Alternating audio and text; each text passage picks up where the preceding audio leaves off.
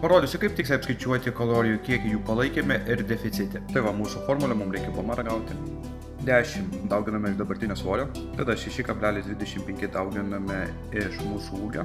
Tuos du skaičius, kur apibraukėme, pridedame, gauname 1995, tada 5 kart mūsų amžius, tada iš 1995 atidame 140, gauname 1855, reikia padaryti statistinę korekciją, tada vyrams statinę korekciją pridedam 5, o moterimis vietoj plus 5 atimame 161 ir mums beliko apskaičiuoti palaikymo kalorijas ir pasirinkti norimą deficitą.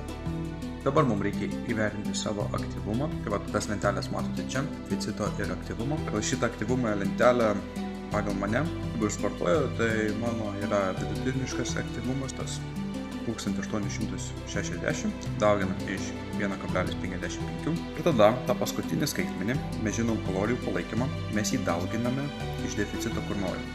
Galiausia man veikia ir daugelį kitiem veikia 30%.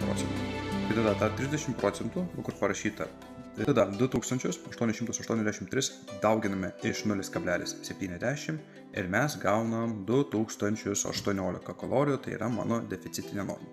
Ačiū, kad žiūrėt, jeigu buvo naudinga, tai paspauskit follow mygtuką.